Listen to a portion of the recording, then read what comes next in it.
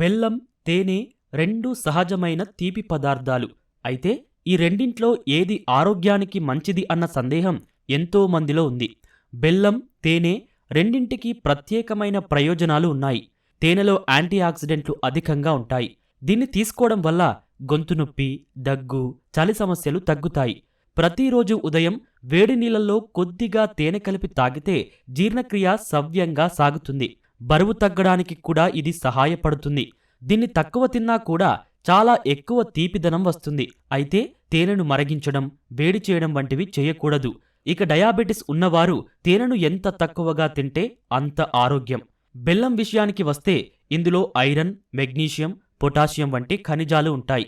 బెల్లం తినడం వల్ల రక్తహీనత సమస్య చాలా వరకు తగ్గుతుంది. చలికాలంలో బెల్లం తినడం వల్ల శరీరంలో ఉష్ణోగ్రత పెరిగి తక్కువగా చలివేస్తుంది. అలాగే కఫం సమస్యలను కూడా ఇది తీరుస్తుంది. బెల్లంలో క్యాలరీలు ఎక్కువగా ఉంటాయి. ఇది అధికంగా తింటే బరువు పెరిగే అవకాశం ఉంది. డయాబెటిస్ ఉన్నవారు మాత్రం బెల్లాన్ని తినకపోవడమే ఉత్తమం.